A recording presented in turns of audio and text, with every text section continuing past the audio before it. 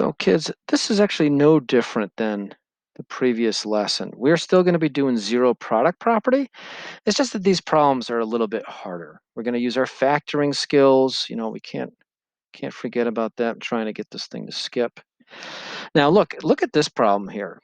You see, we have to be set equal to 0. Now a lot of times students would think about moving this over. But everybody, you always want to move things over to the side where your x squared is positive. And the x squared is positive on the left side. So you want to move these two things over. Okay. Now, if I move it over, I have to subtract the x from both sides, right? I have to subtract the 6 from both sides. And then write it in standard form. You see, I got the highest power, the next highest power, and then the constant at the end. Now you just factor like normal. And you get that's your factoring.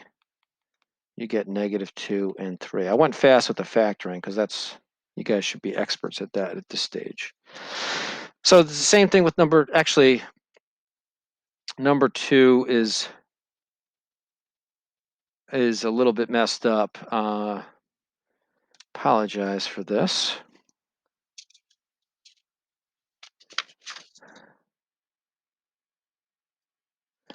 We could do it if we change this to addition.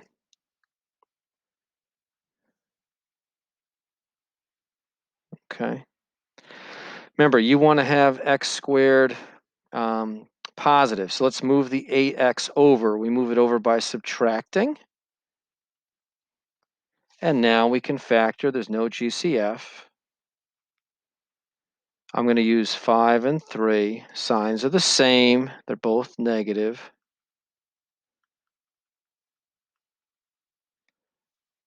So, you just want to be equal to 0. That's the big moral of the story. Now, the rest of these are going to just start to get into, tougher factoring things. Don't forget to take out the GCF. We take out the 3. So that's x squared. Sorry about that. Plus 3x minus 4 equals 0.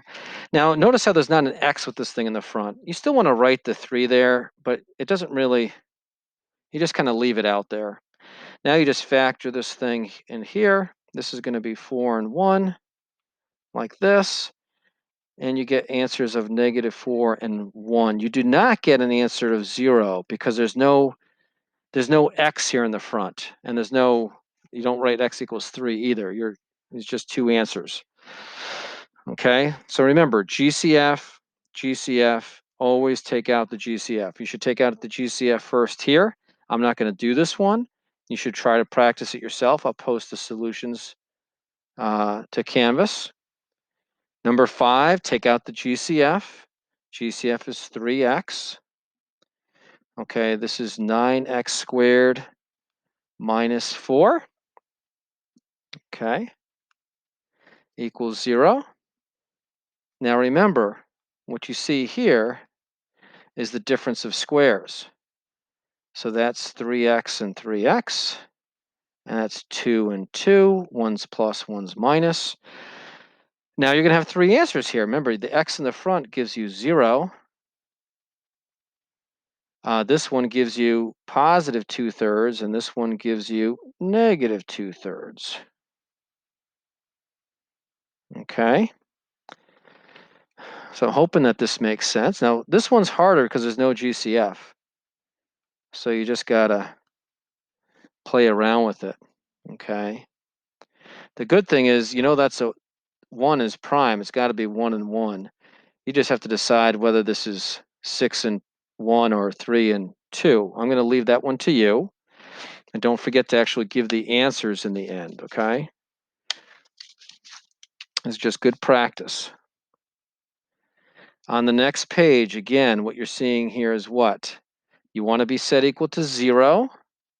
So you have to move that over by subtracting. So this would be x squared minus 10x plus 21 equals 0.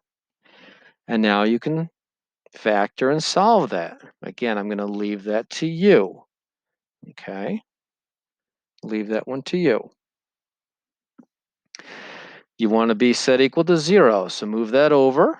You would move that over by adding it. So this would become an 18. Now there's a GCF. Always take out the GCF. It makes life easier. Okay, now I want you to finish this one. That's not a hard one to factor. And don't forget to write down the, well, actually, this is going to be x and x. This is going to be 3 and 3. And you realize that you actually get the same thing twice. So you get x equals -3 2 times, but you only need to write it once.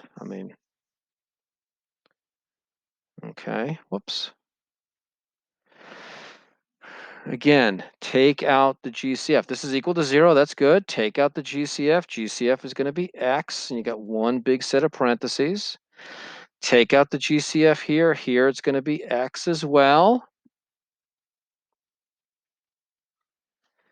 And now you can factor, okay? If I took out the GCF here, I'm going to get 8x squared minus 22x plus 5. Now this one's a little bit harder to factor, but I want you to try it. This one's going to be x plus 6.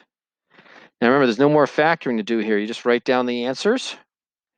Here you got to finish factoring and then give the answers. So I'm not going to finish that one either. Okay, I want you to try. And remember, the answers are on Canvas as well. Okay, so I hope that this went pretty well. Otherwise, remember, some office hours. Okay.